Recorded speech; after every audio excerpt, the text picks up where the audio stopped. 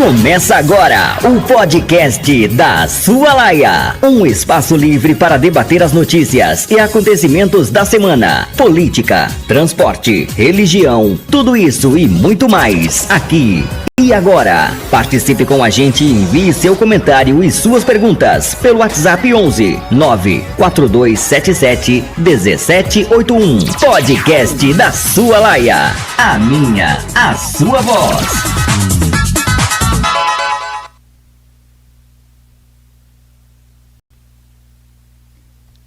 Caros amigos, se existe lavagem cerebral, o brasileiro, o eleitor brasileiro, o cidadão brasileiro teve uma ideia implantada no seu cérebro através de uma lavagem cerebral, ou seja, remover uma ideia e incutir outra. E esta ideia equivocada, falsa, errada, é a visão de que o presidente da República no Brasil, no nosso sistema político eleitoral, tem o poder para mudar a situação política, a conjuntura política, mudar a economia, acabar com a corrupção e todas as mazelas do país. Por que eu afirmo isso?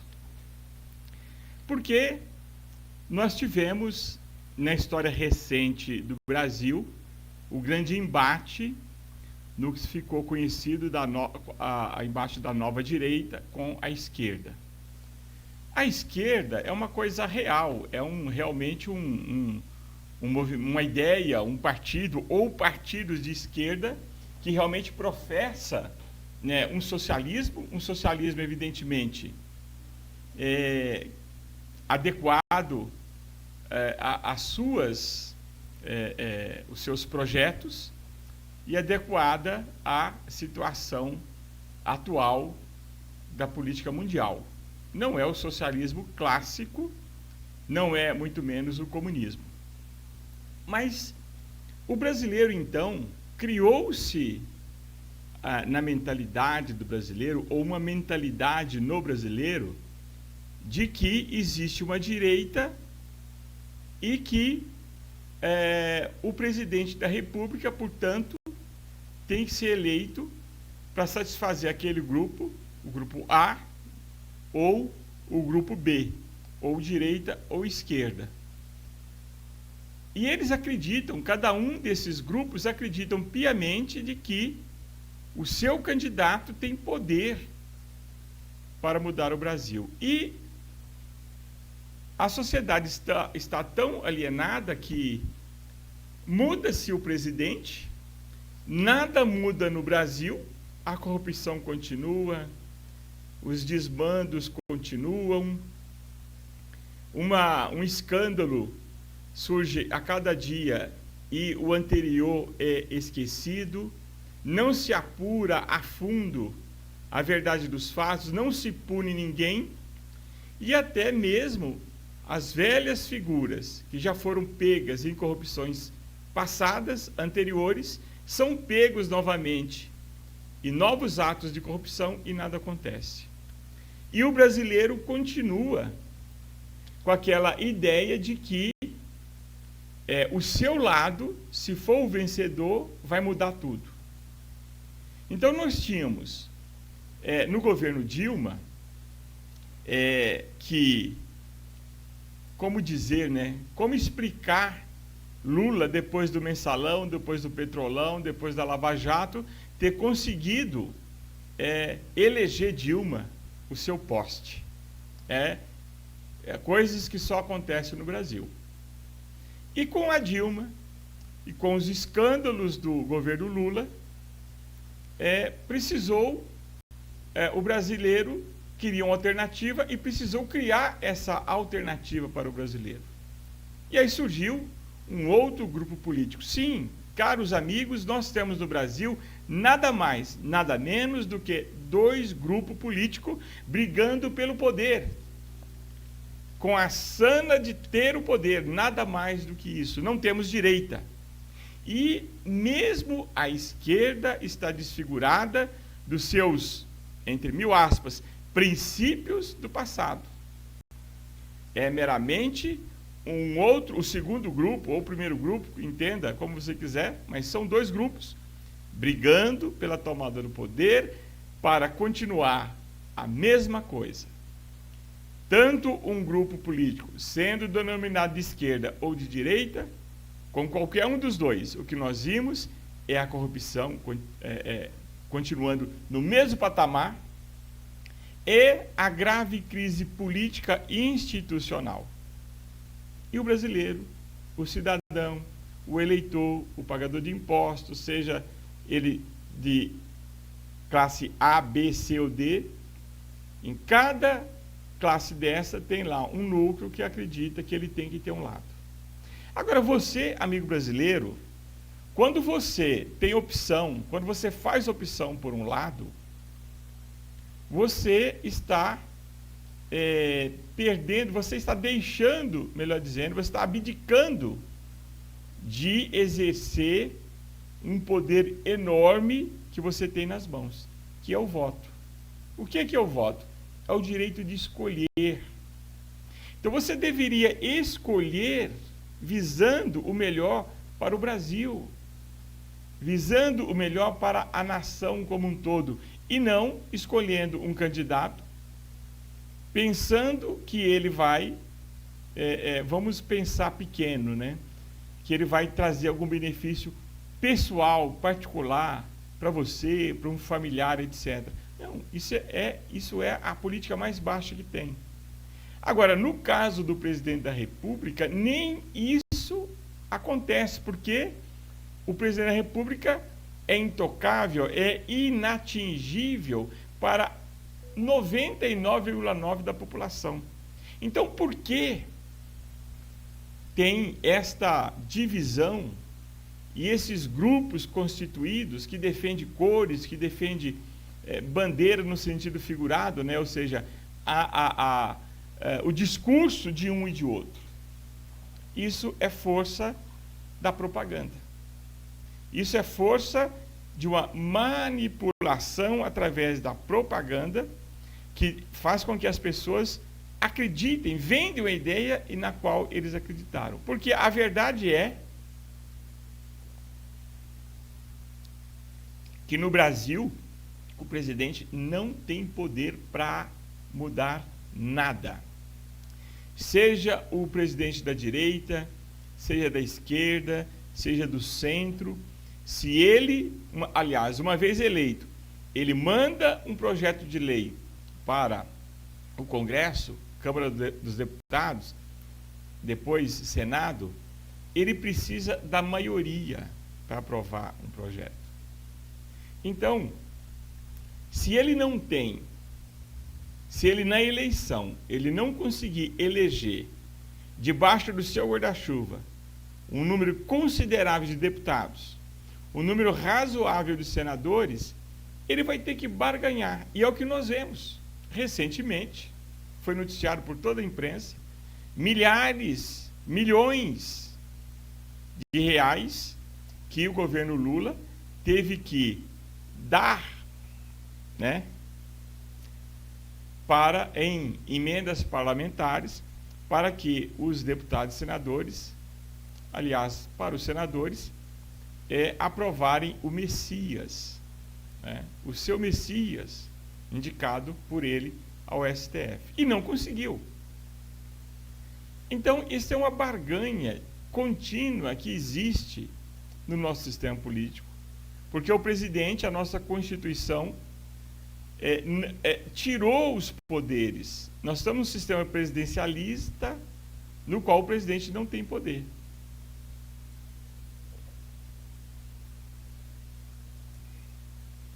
Então, quem pode realmente mudar a estrutura política, partidária, promover as reformas estruturantes que o Brasil precisa, é o Congresso Nacional. Então, vem aí a eleição e o brasileiro não se preocupa em conhecer o candidato a deputado federal e também nos estados, deputado estadual, O vereador é a mesma coisa. Não se preocupe. Então, na imprensa só se fala em Lula e Bolsonaro. Em Flávio, que está em tal região do país, melhor que Lula, Lula que está despencando, aí o outro lado. Não, Lula está melhor, Lula é isso, Lula é aquilo. Agora, não resolverá nada fazer aquela festa como se fosse final de partida de futebol e você não eleger o deputado certo, o senador certo. Então, meus caros amigos, aqui é o podcast da Sua Laia, pelo canal Ordem e Verdade, pelo canal Eu Não Sou da Sua Laia. Aqui nós falamos de política sim, porque quem não gosta de política é comandado por aqueles que gostam. E o que fazem da nossa política, o que os nossos políticos fazem com o Brasil, é justamente por você dizer que você não gosta de política. Aqui nós vamos falar não de política partidária, aqui você não vai me ouvir, mas vai me ver falar de defender, de indicar B ou C, A, B ou C. Nós vamos falar dos bastidores da política, nós vamos falar de política no sentido de construir, de procurar as alternativas para o nosso querido Brasil. Aí sim, principalmente, trazendo os fatos, trazendo os acontecimentos para você pensar. Você precisa sair desse casulo, você precisa tirar essa venda dos olhos e enxergar o que está acontecendo. E eu trago um fato, né, que a gente apalpa no dia a dia, conversando com as pessoas reais do dia a dia, nós percebemos quão alienado está o brasileiro e como ele não entende como funciona a nossa política. Então, ontem, quarta-feira, dia 6 de junho, foi o último dia para o brasileiro regulamentar a sua situação junto à Justiça Eleitoral.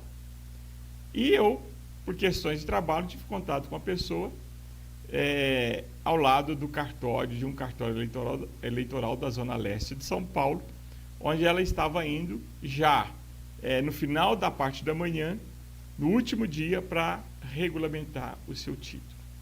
A fila era de 2 quarteirões. E na conversa eu perguntei para ela, mas vem cá, né? Por que você vai, na última hora, perder a tarde toda, olha a fila como é que está, para regularizar seu título?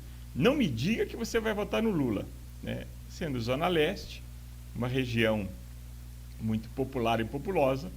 Ela, mas é claro, temos que manter o velhinho lá.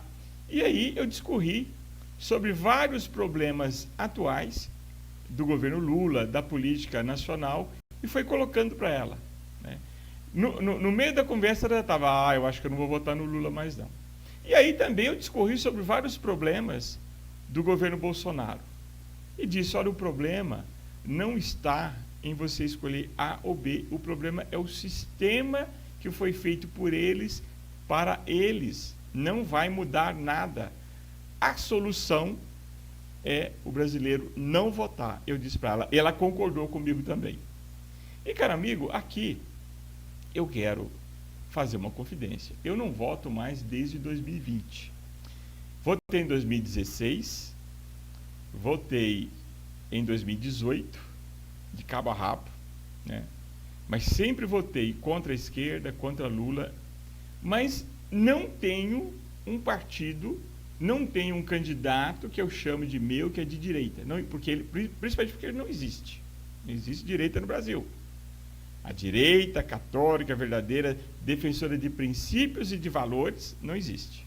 O máximo que nós temos aí é um conservadorismo liberal que se preocupa com as questões meramente material, político-social, mas nada de realmente de ideológico, ideologia, né? E no sentido de um Brasil cristão, católico, de um Brasil verdadeiro, resgatar, né, a verdadeira vocação do Brasil. Isso não existe.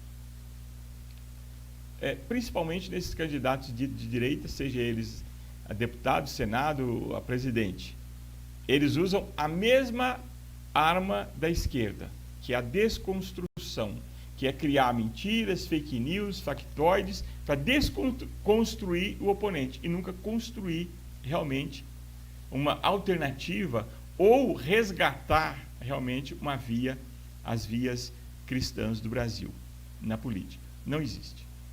Então, eu cheguei à conclusão e tenho uma convicção de que se o brasileiro, 80% do brasileiro, ir lá na urna e anular o voto ou votar em branco, o político começa a mudar. Não na próxima eleição, vai demorar algumas eleições, portanto, talvez 1, 2, 3 décadas, sabe lá. Por quê? O político realmente, justamente gosta de você que diz que não gosta de política. Porque no seu silêncio, na sua inanição, você não reage diante dos escândalos, não reage diante da corrupção, deixa para lá. Ah, não adianta mesmo. É disso que o político gosta. Agora, o voto no Brasil é obrigatório? Eu tenho uma tese que não. Por quê? Nós temos lá na urna 2 teclas. Aliás, uma tecla que está colocada lá e que a população, a maioria, não sabe usá-la, que é o voto em branco. E nós temos também uma outra opção, que é anular. Se você digitar lá um número que não existe de nenhum candidato e apertar confirma, é voto nulo. E eu posso votar nulo, posso votar em branco, posso anular o voto ou votar em branco, porque não tendo um candidato que realmente reflita as minhas ideias, que realmente eu confie, porque o brasileiro não escolhe candidato. As pessoas, a imprensa, a campanha eleitoral escolhe o candidato para o eleitor. Você deveria escolher o candidato visando as suas ideias, o seu discurso para o Brasil, mesmo que fosse um candidato que representasse um grupo social, uma classe, seja lá de qualquer linha da sociedade, seja de trabalhadores, de uma classe de médico, uma classe de professores, mas que fosse realmente uma pessoa de índole, de vida ilibada, de princípios e com um projeto. Mas mesmo esses candidatos que se apresentam como representantes de classe, eles não têm projetos. Eles têm um grupo ligado a ele. Esse núcleo, esse grupo, forma um núcleo que vai conquistar os votos para ele. Esse núcleo, esse grupo é favorecido com cargos, com emprego, etc, etc. E esse grupo influencia lá no seu meio com promessas que nunca são cumpridas e até com vantagens, principalmente 50, 100 reais para a pessoa votar no candidato. E aí, quando ele entra lá, aliás, ele já entra para fazer parte do sistema. Ele não entra para mudar, para lutar pelo sistema. Quem no Brasil, que candidato no Brasil vai se levantar e propor a mudança da lei eleitoral, da quantidade de partidos, da reeleição infinita por cargo legislativo? Não se vê ninguém falar isso. Por quê? Porque quem se candidata, já se candidata para fazer parte do sistema. Então, é o grande erro do brasileiro não compreender como funciona a eleição. Como realmente quais são os poderes que cada um tem, seja o poder, o executivo, o presidente, o legislativo, senado e deputados, falando do âmbito federal, e o judiciário. Não entende. O presidente da República, ele é refém do legislativo e hoje também do judiciário. Porque qualquer coisa que se aprova no legislativo, basta um deputado pedir para o judiciário intervir, rever, e dependendo da sua influência, desse deputado, desse senador, o judiciário vai lá e simplesmente e sabota a lei. Então, é preciso nós debatermos isso. É preciso que o brasileiro entenda que ele não pode ter lado. Eu, você, nós não podemos ter lado. Nós somos os eleitores. Nós temos que votar, eleito o candidato, continuar, a eleição não termina, continuar observando, cobrando, para não repetir. A única coisa positiva da nossa frágil democracia é a possibilidade de 4 anos mudar novamente. E, infelizmente, o brasileiro não entende isso. Mas eu quero trazer aqui para nós refletirmos nessa situação, lembrando que hoje, mais uma operação da Polícia Federal, investigando Ciro Nogueira, senador, prendeu o primo do Vorcaro, por ser um dos executores de todo plano de corrupto do Banco Master, tendo à frente o Vorcaro, é um dos personagens principais, né, movimentava milhões. Ciro Nogueira era o contato junto aos políticos do Vorcaro, um escândalo, não foi preso ainda, mas está sendo investigado.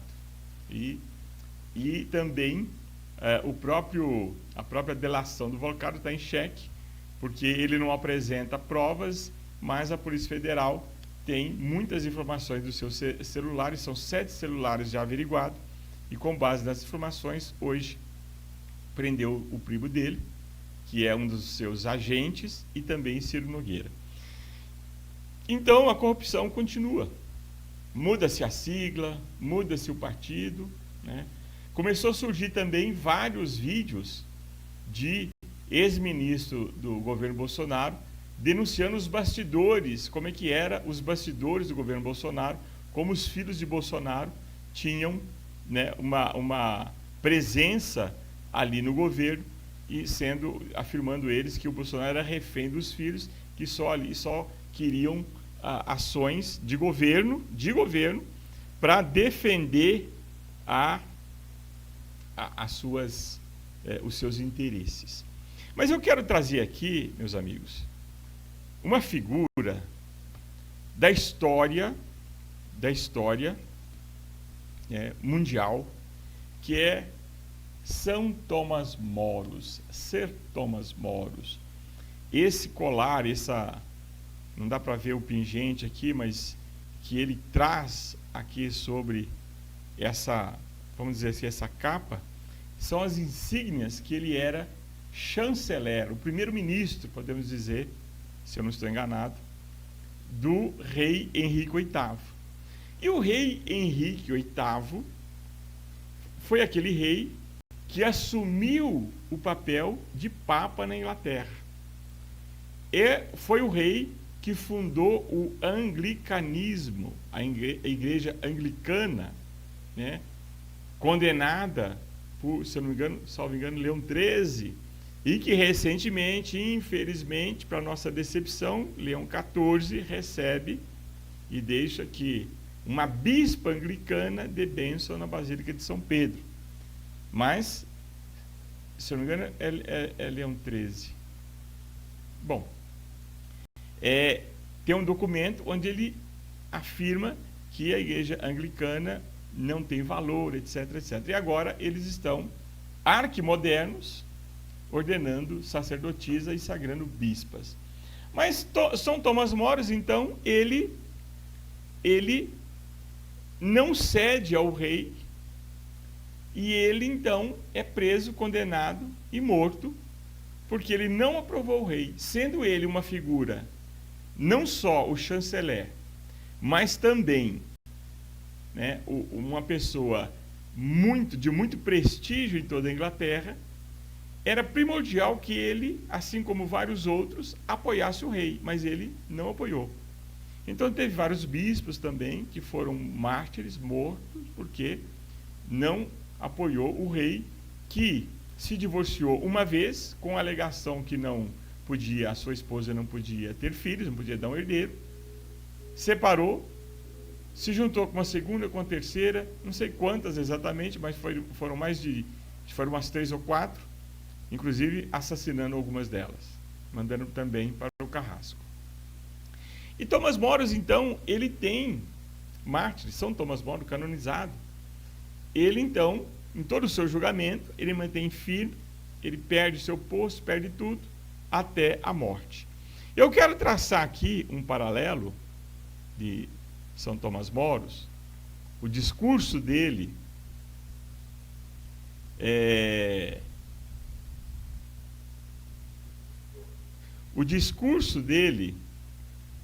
com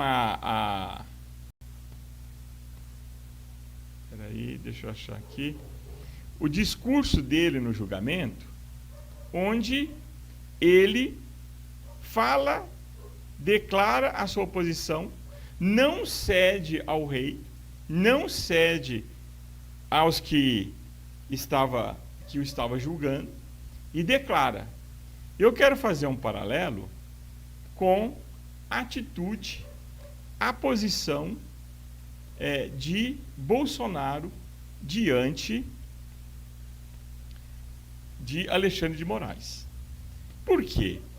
Porque nós vamos ver, de um lado, o discurso de um estadista que tinha sido julgado, condenado à morte, mas que não cedeu 1 milímetro na sua convicção, na sua fé, no seu ideal.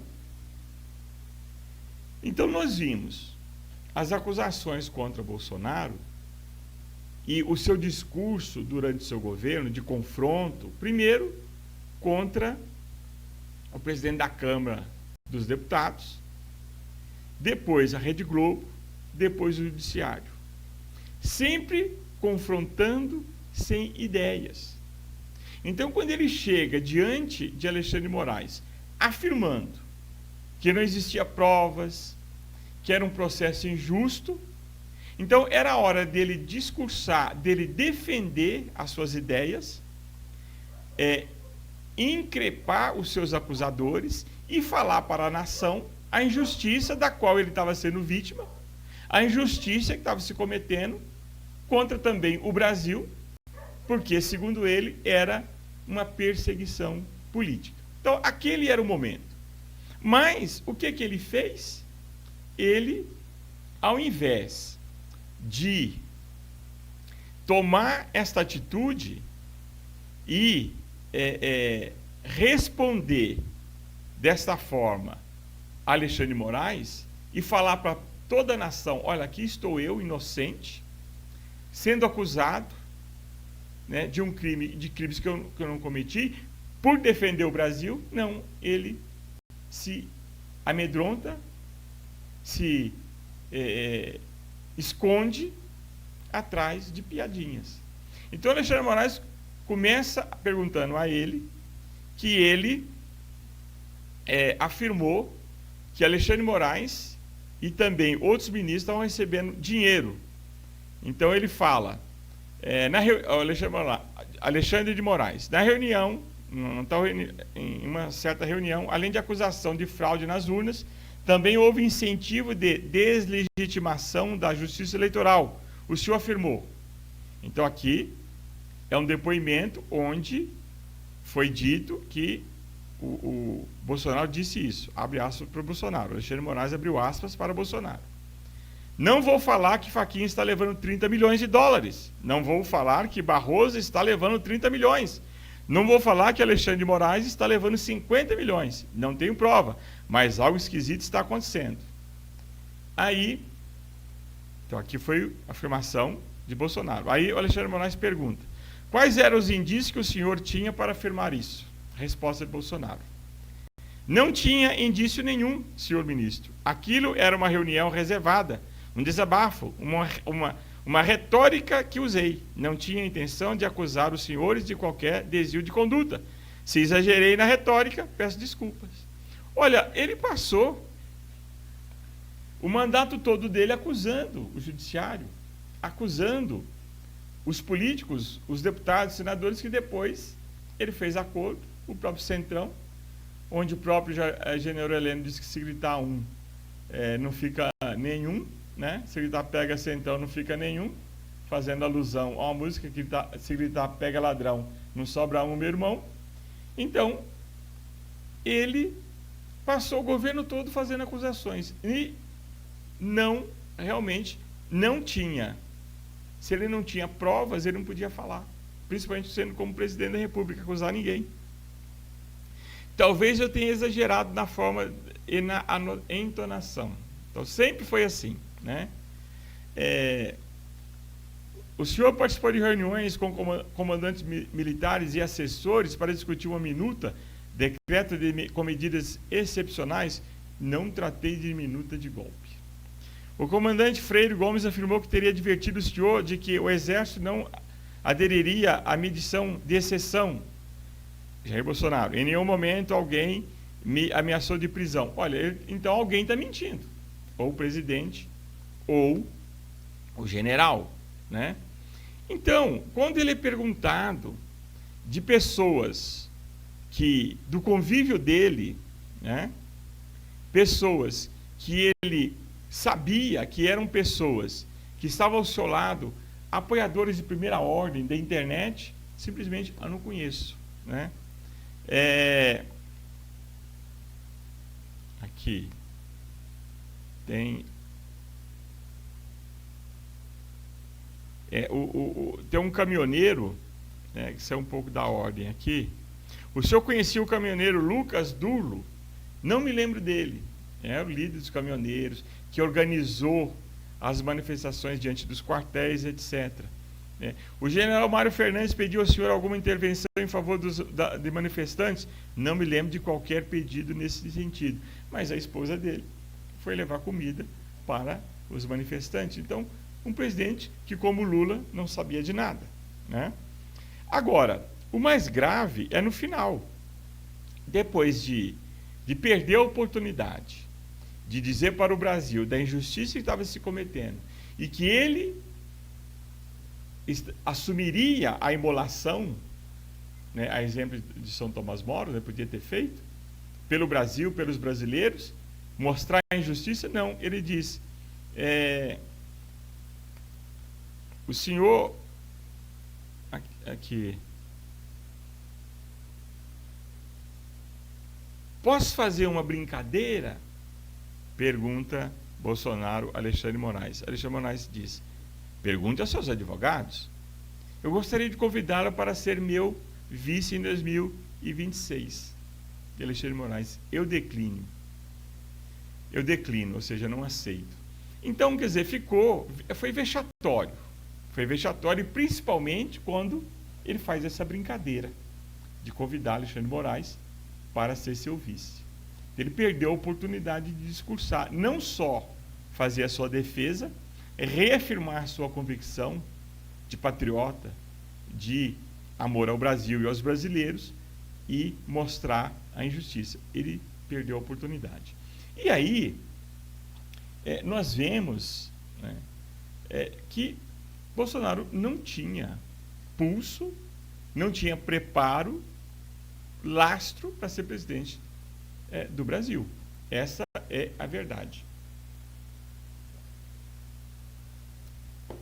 Ele fala também que recebeu o hacker que, levado pela Zambelli, que culminou com a condenação da Zambelli, está hoje presa lá na Itália, lutando para não voltar para o Brasil, mas que o fato é que ela com esse hacker, invadiu o sistema de justiça e divulgou fake news e queria que o presidente da República usasse esse hacker para burlar, entrar, fraudar, talvez, o sistema eleitoral, com a intenção de provar que existia fraude. Agora, São Tomás Moro, chanceler, jurista, homem público, ele não teve nenhum receio de dizer aos seus acusadores realmente o que estava acontecendo. Então ele diz, abro aspas, e quando a última lei cair e o diabo se voltar contra você, onde se esconderá? Hopper, ele está increpando um dos seus acusadores. Estando todas as leis destruídas porque o rei passou a ter... se falam, né, de poder absolutista dos reis, sempre citam Luís XIV. Mas Henrique VIII não. Porque Henrique VIII foi contra a igreja, né? E contra a igreja todos são a favor. De quem vai contra a igreja todos são a favor. Aí continua São Tomás Moro. Isso diante do tribunal, diante dos acusadores, advogados e juízes. Este país está coberto de leis, de costa a costa, leis dos homens, não de Deus. E se você derruba, e se você as derruba, né, o que acontece? Realmente acredita que conseguirá permanecer de pé diante dos ventos que soprariam? Sim, eu daria ao próprio diabo o benefício da lei, por minha própria segurança. Então ele acredita no sistema jurídico, ele não pode, porque passaram por cima de todas as leis para condená-lo. Quando os homens do Estado abandonam sua consciência privada em nome de seus deveres públicos, conduzem seu país rapidamente ao caos. Olha o caos do Brasil. É escândalo um após outro, os mesmos protagonistas de escândalos atrás estão nos futuros, não foram condenados anteriormente, estão envolvidos nos próximos, nos atuais. Lembro aqui uma figura que é o Valdemar Costa Neto, presidente do partido do Bolsonaro, o PL, que tem a maioria, dizem maioria de direita na Câmara. O Valdemar Costa Neto, algumas legislaturas atrás, se elegeu deputado. Só que ele estava sendo investigado por corrupção. Não existia ainda a lei da ficha limpa. Ele podia ser candidato, não tinha sido condenado. Mas ele não tinha força para se eleger. Então o que ele faz? Contrata, vou falar assim, contratou o Tiririca, lançou o Tiririca como candidato a deputado. Com mais de 1 milhão de votos, Tiririca elegeu a si próprio, o Valdemar Costa Neto, se eu não me engano, mais 2 ou 3. E assim se deu por mais 1 ou 2 eleição. Não sei se Tiririca nem é deputado atualmente. Mas quem é Tiririca? É meramente um Tiririca, né? Como é que pode uma pessoa analfabeta ou semi-analfabeta, sem projeto nenhum, sem visão nenhuma política de Brasil, sem conhecer o Brasil, pode ter mais de 1 milhão de votos? Isso é por causa da ignorância do analfabetismo político. E Valdemar Costa Neto é um dos maiores caciques, dono dos maiores partidos do Brasil. O Partido Político do Brasil tem dono. Então, continua São Tomás Moro. Quando o homem faz um juramento, segura a sua própria alma nas mãos, como água. E se ele abre os dedos, não deve esperar encontrá-la novamente. Então, ele foi contundente. Não estou sendo condenado por ter cometido algum crime, mas porque não me curvei à vontade do rei. Então, Bolsonaro deveria ter dito: não serei condenado, não estou condenado porque cometi nenhum crime, mas porque defendi o Brasil, mas porque defendi realmente aquilo que acreditava ser o melhor para o Brasil. Não. Eu posso fazer uma piada? Posso fazer uma brincadeira? Como ele fez no último 7 de setembro, não sei se 2023, quando ele ainda conseguiu reunir milhares de pessoas, não tendo o que dizer para o Brasil, para o povo brasileiro, para a nação, ele cantou do lado da esposa: eu não sou imbrochável, e dando aquele sorrisinho de canalha, né? Então, um homem que não estava preparado, uma pessoa que não tinha realmente a grandeza necessária para governar um país como o Brasil.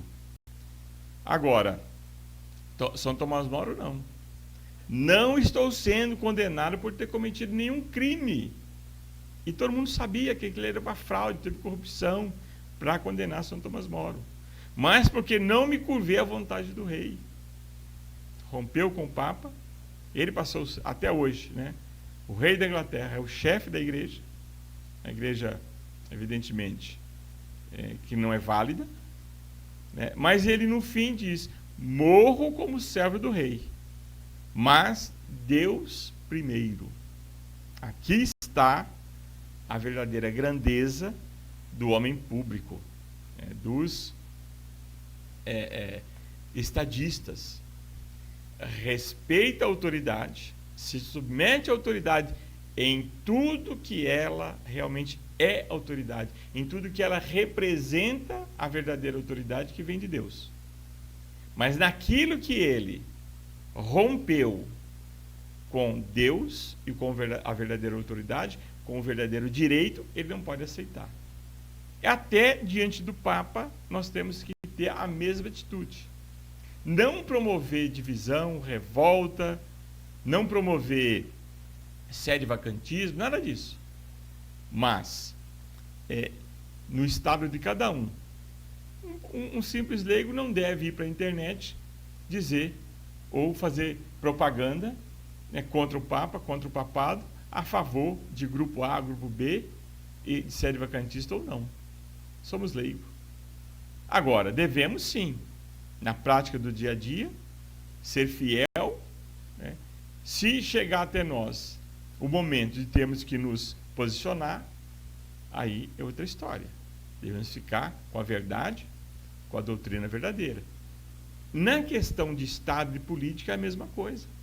Nós temos que defender um princípio, um valor, e defender a verdade e a justiça, e estar do lado da verdadeira autoridade que vem de Deus. Então, Bolsonaro perdeu a grande oportunidade, né, de realmente sair como um grande estadista, de fazer um grande discurso à nação, mostrando a injustiça, mostrando a perseguição, né? Infelizmente, não foi o que aconteceu, diferentemente de São Tomás Moros. Então, eu quero, meus amigos, aqui deixar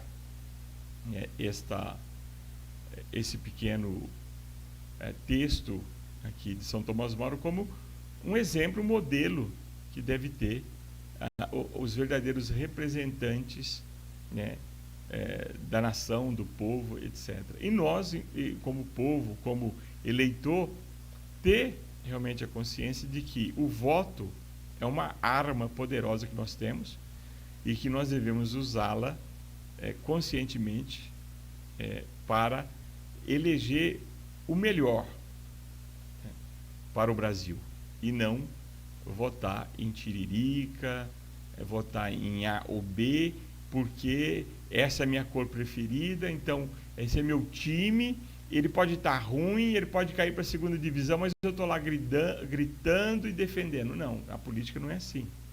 Então estou falando de política partidária, porque tudo na nossa vida é política, até a criança, o bebezinho ali, recém-nascido, que ainda não fala, não entende, ele faz política, ele reivindica quando ele chora, porque ele está com fome, a arma que ele tem é chorar, para chamar a atenção da mãe. Quando ele está com uma dor, uma cólica, para tomar ela dá um remedinho. Então, o voto, aliás, a política é a mesma coisa. Aliás, na política, o voto é a mesma coisa.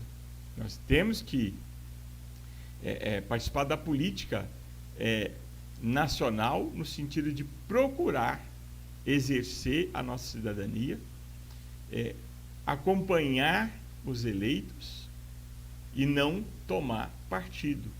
Você, quando toma partido, é uma cegueira que toma conta das pessoas, e aí chegamos na situação que nós estamos vendo no Brasil. Eu fico por aqui. No sábado teremos a live do Dia das Mães, homenagem às mães, e até o próximo vídeo. Salve Maria!